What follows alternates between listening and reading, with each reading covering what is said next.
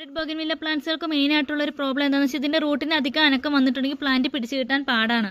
അപ്പോൾ ഓൺലൈനിൽ പല ആളുകൾക്ക് മേടിക്കാൻ പേടിയാണ്. പല സെല്ലേഴ്സിൻ്റെയും പലരുടെയും കൈകളിൽ നിന്ന് മേടിച്ചിട്ട് പ്ലാന്റ് ഡാമേജ് ആയി പോയി എന്നൊക്കെ പറഞ്ഞ് മെസ്സേജ് ചെയ്യലുണ്ട് കേട്ടോ. അപ്പോൾ ഇതിൻ്റെ മെയിൻ കാരണം ഇതിൻ്റെ റൂട്ട് അധികം അനങ്ങാതെ വേണം നമ്മൾ ഇത് അയക്കാനായിട്ട്. നമ്മൾ മെയിനായിട്ടും സെയിം പോട്ടോടുകൂടി തന്നെയാണ് അയക്കുന്നത് കേട്ടോ. പിന്നെ നിങ്ങൾക്ക് ഓൾ കേരള പെറ്റ് സർവീസ് നമുക്ക് അവൈലബിൾ ആണ്.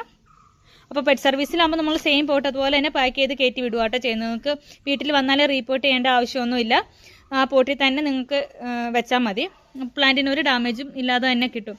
നമ്മളിത് കൊറിയർ ചെയ്യണ സമയത്ത് നമ്മൾ കൊറിയർ ചെയ്യാന്ന് വെച്ചാൽ അത്രയും സേഫായിട്ട് ഇതുകൊണ്ട് ഇത്രയും വലുപ്പത്തിലുള്ളൊരു പോട്ടിലൊക്കെയാണ് ഈ പ്ലാന്റ് വരുന്നത്. ഈ ഒരു പോട്ട് നമ്മൾ ഈ സെയിം പ്ലാന്റ് സെയിം പോട്ടോടുകൂടി തന്നെ DTDC വഴി കൊറിയർ ചെയ്യുന്ന സമയത്ത് നമുക്കൊരു 250 രൂപ കൊറിയർ ചാർജ് മാത്രം വരും.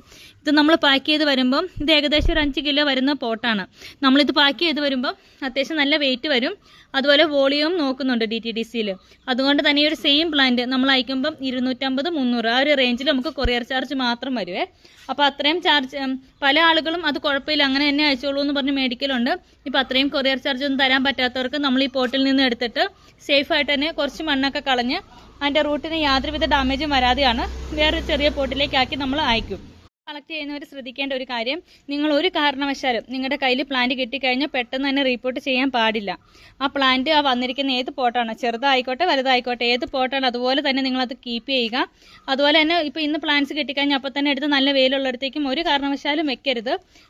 കുറച്ച് ദിവസം ഒരാഴ്ചയെങ്കിലും കുറച്ചൊരു ഷെയ്ഡഡ് ആയിട്ടുള്ള എന്നാൽ ചെറുതായിട്ട് വെട്ടവും കിട്ടും വെയിലും ഒക്കെ കിട്ടുന്ന കുറച്ച് ഷെയ്ഡഡ് ആയിട്ടുള്ള ഒരു ഏരിയയിൽ തന്നെ വേണം ഈ ഒരു പ്ലാന്റ് നിങ്ങൾ വെക്കാനായിട്ട്. ആ വന്ന പോട്ട് ഒരു കാരണവശാലും നിങ്ങൾ ചേഞ്ച് ചെയ്യല്.